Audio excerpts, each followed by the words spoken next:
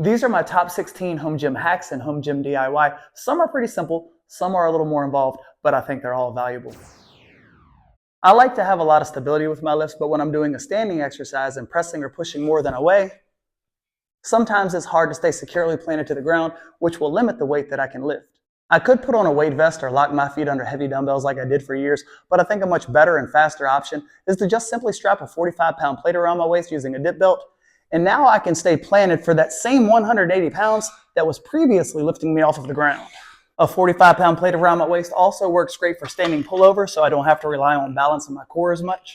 This hack also works great for heavy chest presses and heavy chest flies. The extra weight around my waist also makes a big difference for standing cable tricep pushdowns.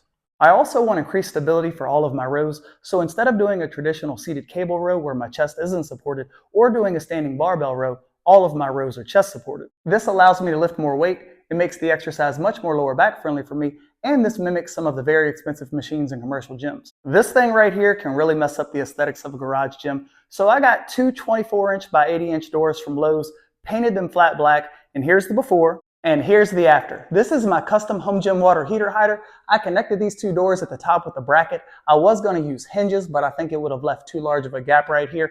I really like that this kind of just fades into the background of all of my videos, and I could add wall control here, but I like it just plain and simple as it is, and luckily it does cut down on the noise when the water heater turns on, which is actually on right now. I think it's funny, I've even had people comment asking me where I got my water heater cover. And this brings me to my first bonus hack, using magnetic hooks to hang all of my cable attachments on the back of my functional trainer. A piece of chalk can come in super handy to mark bench positions on the floor when I find the perfect settings for exercises on my functional trainer, Smith machine, and power rack. Tape will work too, but I like chalk because it's inexpensive and it's easy to erase. I found over the years that just because one of these settings feels good today, that doesn't mean it will feel good in a couple of months. It is so nice not wasting precious time when I start an exercise to only realize, oh, this isn't the right setting. But with those chalk marks on the floor, I know the bench goes right here, boom. And now I'm ready for my perfect incline press. I've also used chalk to mark the foot positions on my leg machines because when I find that perfect foot position that hits my quads harder than any time before and doesn't aggravate my knees, I want to replicate that foot position over and over. Here's an example of that on my compact leg sled. I can't take full credit for this because I saw Basement Brandon do it a couple of years ago, but UHMW tape on the inside of J-cups and safeties will keep the rack from getting scratched up, and it will make these fit a little more tightly. But I didn't stop at my power rack. I have UHMW tape all over this gym, starting with my lat machine. I have a strip of UHMW tape right here. You can't even really tell it's there because it blends in so nicely with the equipment, but this just keeps this part of the frame from getting all chipped and dinged up. I have UHMW tape on top of the lever arms, so when I store these up and against the plates on the weight tree, the lever arms don't get scratched up. Back when I had the Henny attachment connected to my Smith machine, I had UHMW tape along the uprights so they wouldn't get scratched up. And I have UHMW tape in multiple places on the lever gym just so there's never metal on metal contact. This stuff is weight equipment, so why would I be worried about it getting scratched up? Well, I do like to keep my stuff looking relatively nice, but also if I ever go to sell one of these pieces, I want to get top dollar for it, and if that means putting a strip of UHMW tape on there to do that, then so be it. UHMW tape is kind of expensive, but it blends in nicely, it sticks very well, and when it peels off, it doesn't leave a residue behind. I think I have this linked in my Amazon affiliate store if you want to take a closer look. If you've been in the home gym game for a while, you know horse stall mats are one of the best flooring options because they're nearly indestructible and they're relatively inexpensive. It is a little bit tough to get a straight cut, but that's easily covered up with Gorilla Tape, and some people complain about the smell of them.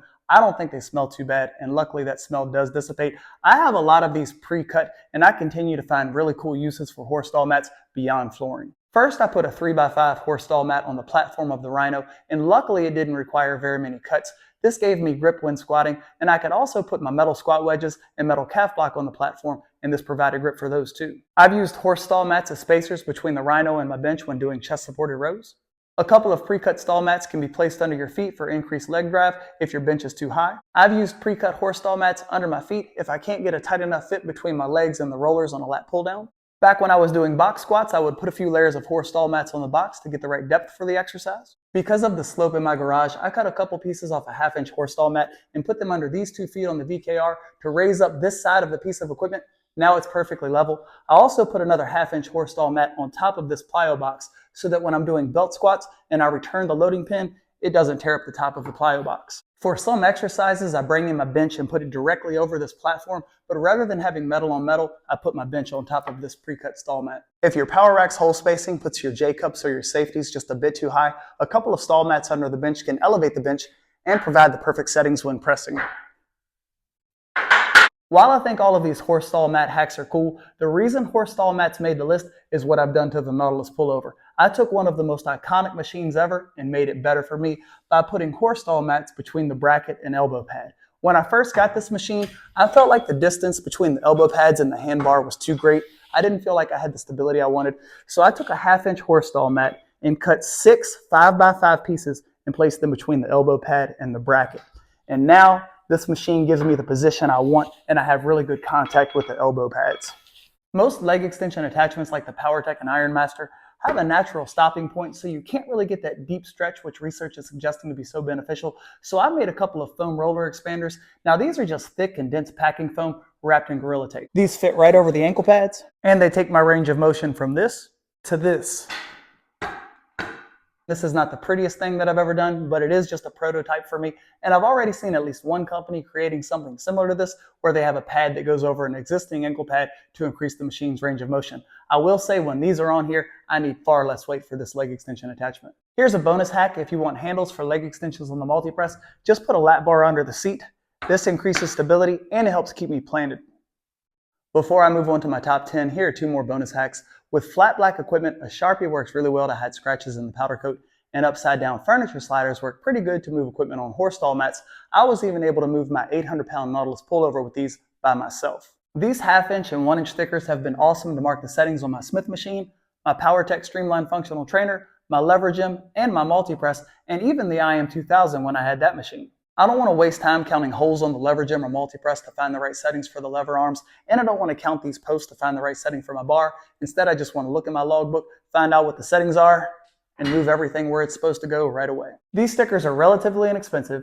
They stick decently well. I've had this set on the multi-press since I got this machine about 2 years ago. I think they make the equipment look better and they save a ton of time. I'll have these linked along with all the other odds and ends that I show in my Amazon affiliate store if you want to take a closer look. When 4 attachments are loaded in the PowerTech storage rack, this takes up about a 4x6 horse stall mat, so I wanted a way to make it mobile so I could store it out of the way and even store it in a corner, but I also wanted a way to easily access these attachments by simply turning this around so I could access the attachments that I'm using for the day to make it somewhat similar to a Lazy Susan. I noticed the newer model storage racks had casters, so I could remove these and screw these wheels into the existing threads. I will admit I got extremely lucky because the wheels that are on the storage rack actually came off of this piece of furniture.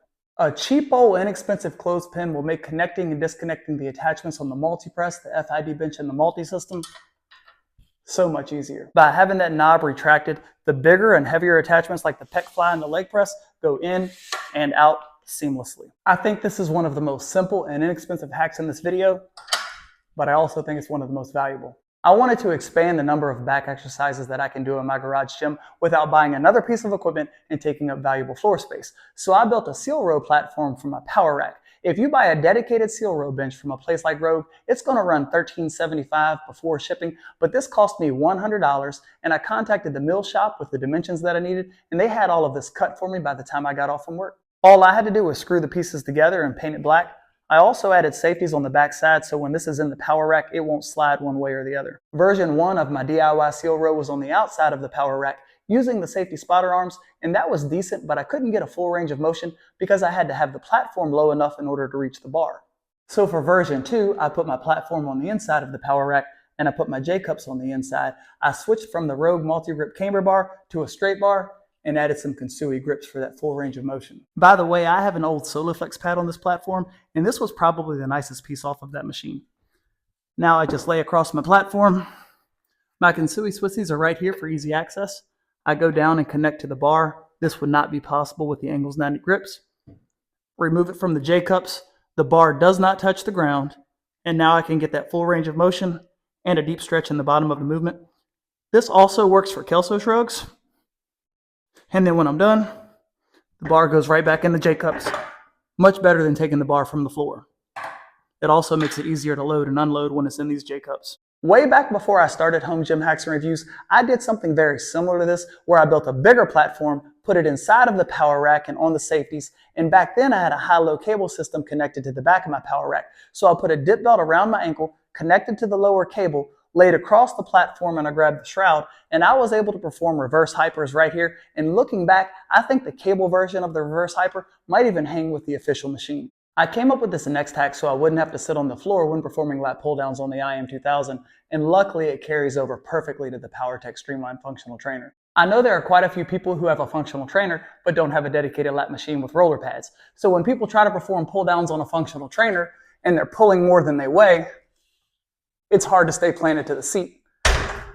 And that's when I came up with this. Ow! Now that my head's not hurting anymore, I'll continue. I've taken a daisy chain and looped it in on itself on each side of the functional trainer, and I connected the two daisy chains with a carabiner. And here I have a replacement pad for my Titan Fitness seated leg extension leg curl. This is reinforced with PVC. I pull the roller pad over my legs, and now that weight that was pulling me off of my seat no longer is. My DIY belt squat has been a mainstay in my training program for nearly 10 years. When I first started doing the exercise, I was standing on cinder blocks, and then I eventually upgraded to plyo boxes. And over the years, I performed the exercise inside of my Smith machine, inside of the lever gym, and now inside of my power rack. I get questions like, doesn't that take a long time to set up? No, I have all of these plyo boxes back here, so they're stored out of the way. These are the 12 by 14 by 16 plyo boxes from Yes for All. I think each of them have about a 450 pound max weight capacity. And I think they cost me about $45 a piece. I put them on their 12-inch side directly against the frame. And then I have the third one, which I set at 14 inches. And here's that stall mat that I mentioned earlier that rests on top of this, just so the loading pin doesn't tear it all up. Now I bring in my dip handles, and I do have that UHMW tape that I mentioned earlier on the inside of these. I think it's really cool that PowerTech's power racks come with these dip handles because not all power racks do. So to get this exercise up and running, minus the expense of the power rack, I only had to pay about $150 for the plyo boxes because I already had this loading pin. This is from Titan, and I got it for free with their loyalty points when that was a thing. And back there, my belt squat belt is from Rogue, and that was off of the Rhino. I use 35s for this exercise, and each 35-pound plate has a 2.5-pound plate spacer between it. I have found that a 45-pound plate gives me too wide of a stance, and with 25-pound plates, I can't get enough weight on the loading pin. Rep for rep, I will put this up against the Squat Max MD and the Rhino. I have a vertical line of drive. It is a true free weight exercise. There is no spinal loading, and it absolutely destroys my quads. When I reviewed the PowerTech Pec Fly attachment about 4 years ago, I mentioned there's very little resistance in the beginning of the movement. So I don't feel anything until about right there, and then gets progressively harder. Now, if you're dealing with a shoulder injury, this isn't necessarily a bad thing. But if you want consistent resistance throughout the entire range of motion, and if you want to get resistance in that stretched position, you're not going to be able to get it with the attachment as it is. In that old review that I just mentioned, I showed how you could improve the resistance profile for the attachment if you attached a strength band to each weight horn, but it requires a decent amount of space to set up, and it's a little bit time consuming to set up. I even have an old video where I compare this attachment to the Titan Fitness standalone Pec Fly machine, and in that head-to-head battle, the Titan Fitness machine won, but that was before I modified the handles on this attachment. As it is, these handles don't store very easily, and when you're moving this attachment around, these handles always fall down and get in the way. So I flipped these arms, and now the handle is on the bottom. I then put the PowerTech ab mat into position to further improve my stretch. And this will only work with functional trainer handles or ab straps connected to the attachments handles. But now I have resistance in the stretched position. Here's what the exercise looks like with the ab straps. And this is the way that I've been doing it as of late so I don't re-aggravate my golfer's elbow. I'm holding on to an additional set of handles for improved stability. And this is really a quality exercise where I think I've completely transformed the attachment for the better. With the arms configured like this, the attachment stores easier and it's easier to move because the arms don't fall out of place. And since showing this hack about a year ago, I've had quite a few people reach out to me and tell me they tried this and it breathed new life into the attachment. These plate-loaded leg extension leg curl machines offer very little resistance in the beginning or stretch position for each exercise. So even with the ankle pad really far back, I don't experience any resistance until about right there. So to get the most out of this machine, I put a 35-pound plate on that stop post. And I have tried a 25, but I think a 35-pound plate works better. And with a quick adjustment of the ankle pad, I now have resistance in the beginning of the exercise and throughout the entire repetition. And it's the same thing with a leg curl, very little resistance in the beginning of the exercise. I can go down to one leg and complete half a rep like it's nothing. But now with that 35-pound plate back on the stop post, I have resistance in the lengthened position and throughout the entire repetition. And if I go down to one leg, I can actually feel it in the beginning of the repetition. So what's actually going on here? Well, without the 35-pound plate on the stop post, the weight that is loaded on the weight horn hasn't had a chance to work against gravity. But when I put that 35-pound plate on the stop post, the weight that's loaded on the weight horn has a higher starting position, therefore it has a chance to work against gravity. This hack is truly a game changer for this machine, and without it, I would have sold this piece long ago. A few years ago, for whatever reason, 45-degree leg presses started aggravating my lower back. Luckily, I found on the PowerTech leg press, if I removed the back pad's adjustment tube and laid the back pad all the way back so my body was more horizontal, I was able to perform the exercise, but there was a downside. I wasn't able to get that full range of motion, and I lost the stretch in the bottom of the movement. So I knew I could do better. I put the back pad adjustment tube back on the machine, I added a PowerTech ab mat behind my lower back, and I put a squat wedge on the platform. I have this adhered to the platform with Velcro, and it's been on there since the day that I did it, which was about 6 months ago.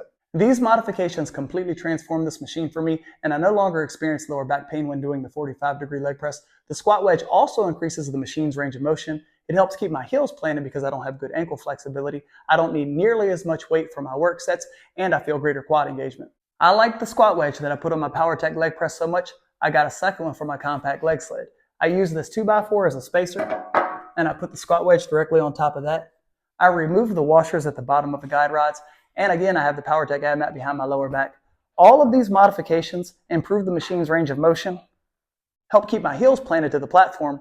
I need far less weight for my work sets, and I feel greater quad engagement during the exercise. The reason this hack is in the number 2 spot is because if I use this machine the way that it's meant to be used, I would tweak my lower back. But with this modification, it's extremely lower back friendly, and this is one of my favorite leg exercises of all time. A pair of 8-inch 2x4 blocks connected by a 2-foot polypropylene rope took pressing on the leverage in my multi-press from really good to exceptional. Here's a closer look at these. I painted these flat black to match the multi-press and leverage in. I drilled a hole there and then ran the rope through and simply tied a knot on the other end. I've never found starting a press in the bottom position to be very shoulder friendly. Even when I had the Fettle Fitness chest press, I added yoga blocks to help me get a better lift off. But yoga blocks won't work on the leverage or multi-press because this surface area isn't big enough for one of these, and these aren't dense enough. So that's where these blocks come in. And I simply wedge the block between the safety and the lever arm. Now instead of my hands being down here and starting the flat press in the hole, my hands are up here, and after a slight lift off, the blocks fall out of place, and you'll see that rope keeps the blocks connected to the machine, and it potentially keeps the blocks from falling down and cracking me in the top of the head. The blocks work just as good for decline press, tricep press, and this incline press. I really like this high starting position, and with a slight lift off, the blocks fall out of place.